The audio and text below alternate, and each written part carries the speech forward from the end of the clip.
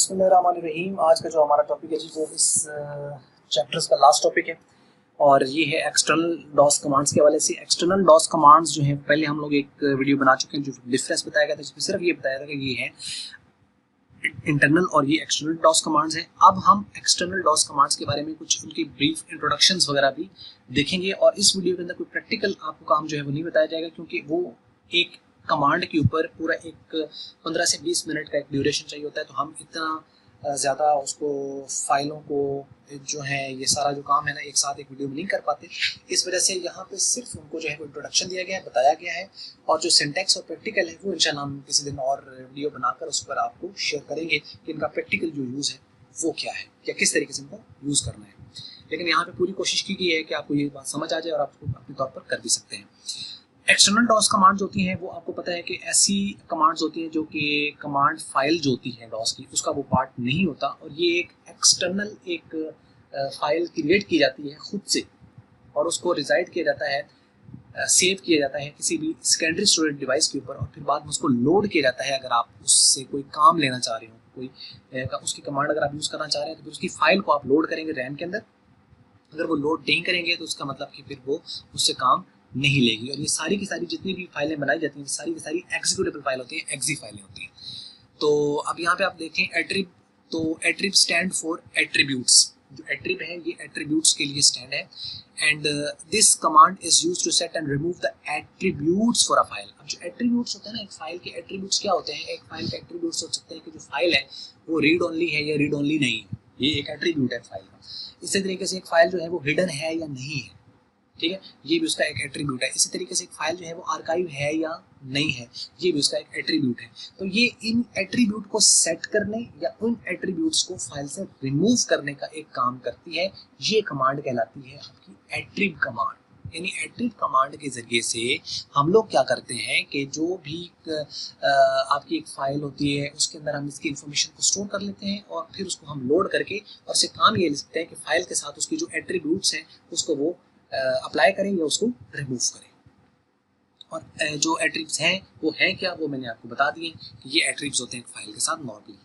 तो आगे वो बात करते हैं कि attrib command is an external DOS command which is stored in attrib dot exe. ये एक फाइल आपको बनानी पड़ेगी इस नाम से, एट्रिब.exe के नाम से, और इसके अंदर आप उसको डॉस कमांड जो है कि वो उसको स्टोर करेंगे।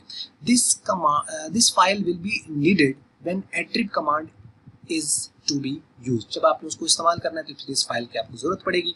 And attributes for a normal file में be read only, hidden and archive.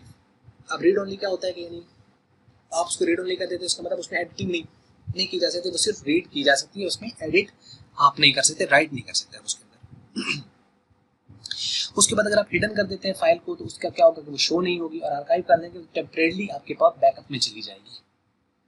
ठीक है, ये आपके पास है। आप इसके लिए कैसे लिखा जाता है इसका सिंटैक्स यहाँ पे देख लेंगे। जैसे सी ड्राइव है उसके ऊपर आपके पास आपने जो है वो एक फाइल ली है attrib.abc.bat, ये एक फाइल है, और इसके आगे ये इसके एट्रीब्यूट्स हैं r plus h plus r minus h minus a plus और a माइनस, ये इसके होंगे। अब इनका क्या मतलब है, इनको असल में इंपॉर्टेंट इसको समझना है। अब r प्लस का मतलब है कि आपने इसको इस वाली जो फाइल है ना attrib.abc.bat, इसको आप जो है वो रीड ओनली करते हैं। ये एट्रिब कमांड होगी, ये फाइल का नाम हो गया, और बैच फाइल है तो इसको आपने क्या कर दिया है कि ये रीड ओनली है, जिसके अंदर कोई चेंज ना कर सके।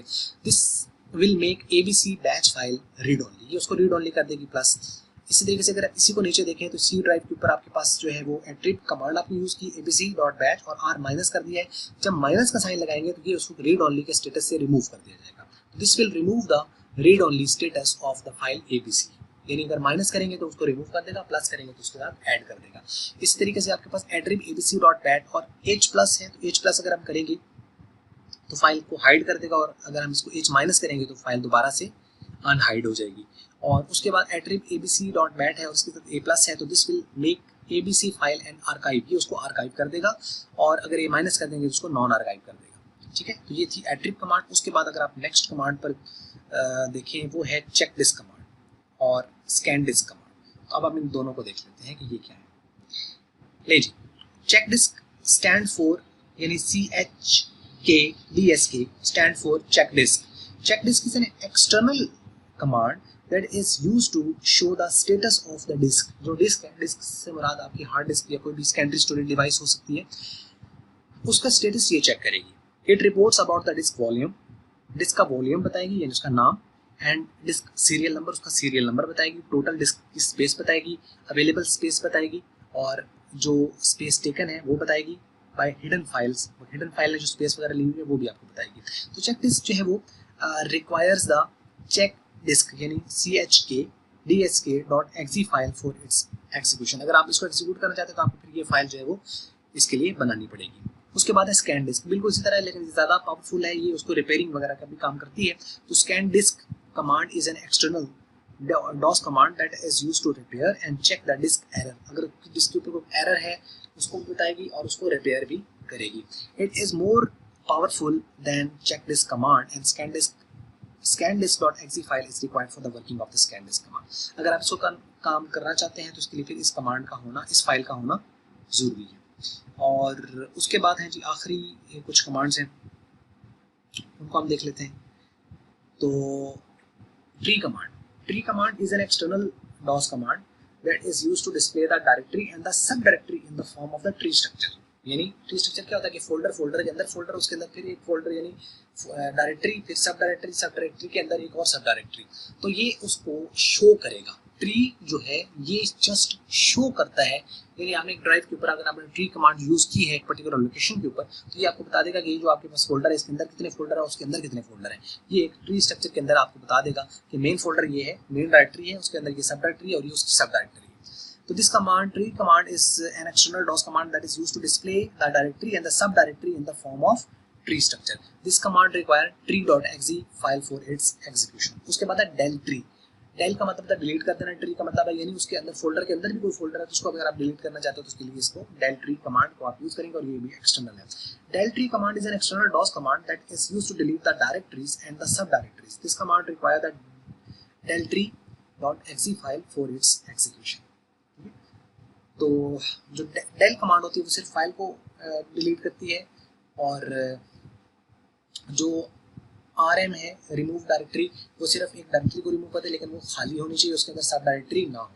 ये दोनों जो rm है और जो पहले वाली आपको मैंने कमांड बताई है ये del कमांड वो इंटरनल है, जबकि जो del tree है ये एक्सटर्नल है। इसी तरीके से डिस्क कॉपी है, तो disk copy is an external DOS command that is used to copy the content from one floppy disk to another floppy disk. This command requires a disk copy.exe file. यानी एक floppy disk, अब तो floppy disk होती इस्तेमाल नहीं होती, लेकिन ये था कि अगर एक फ्लॉपी से आपने दूसरी फ्लॉपी का डेटा कॉपी करना होता था तो उसके लिए फिर DOS की ये कमांड यूज की जाती है। जैसे कि यहाँ पे लिखा हुआ है disk copy A colon B, तो ये क्या करेगा A का जो कंटेंट है वो B पर कॉपी कर देगा। This command will copy all the content from disk A to disk B, यानी जो डिस्क कॉपी है वो फ्लॉपी डिस्क से डेटा कॉपी करती है।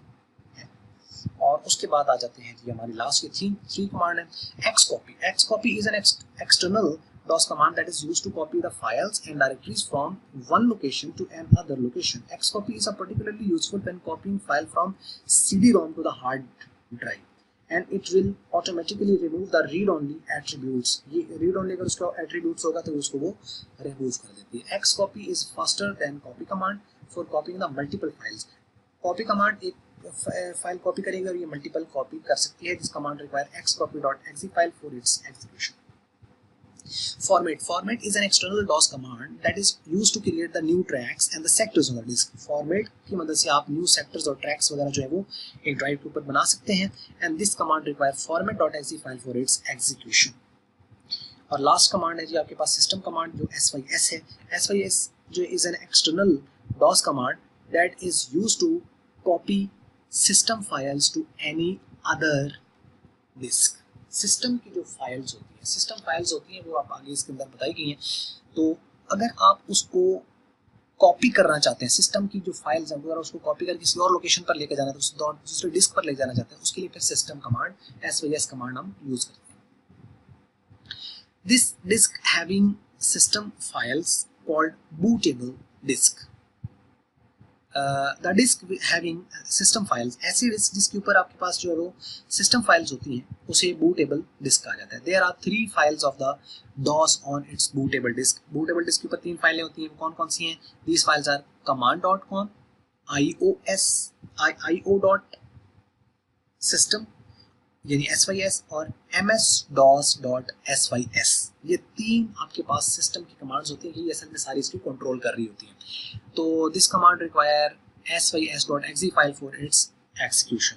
तो SYSA, this command will transfer the system file to floppy drive A. ये system की जो भी फाइलें होंगी, जो तीनों फाइल्स हैं, .com हो गई, .SYS हो गई, और ये .ys MS-DOS वाली, और IO इनपुट आउटपुट, ये इनपुट आउटपुट है, और ये MS-DOS की जो भी आपकी कमांड्स होंगी उसको ये कॉपी करके और ड्राइव ए में कर देगा इसके मुताबिक। अगर SYS करेंगे तो वो सिस्टम की जो फाइलें होंगी वो बी ड्राइव पर जाके स्टोर कर देगा, बी डिस्क के ऊपर जाके स्टोर कर देगा। तो ए और बी जो होती हैं, वो आपको पता है कि जो ए और बी होती हैं वो रिजर्व होती हैं आपकी फ्लॉपी डिस्क के लिए। अगर आप को पूछे कि जो आपने कंप्यूटर जब भी आप ऑन करें तो हमेशा सी ड्राइव से क्यों शुरू होता है, तो ए या बी से क्यों नहीं शुरू होता, तो उसका आंसर ये है कि जो ए और बी जो होती हैं वो फ्लॉपी डिस्क के लिए रिजर्व होती हैं। तो आप वैसे इस्तेमाल नहीं होते, लेकिन अब भी वो फिर सी ड्राइव से ही शुरू हो रहा है। तो ये थी आज की वीडियो को, उम्मीद करते हैं आपको अच्छी लगी होगी। अच्छी लगी तो लाइक कर लें, और अच्छी नहीं लगी तो उसको करना डिसलाइक। और वीडियो देखने का हमेशा की तरह आपका बहुत बहुत शुक्रिया।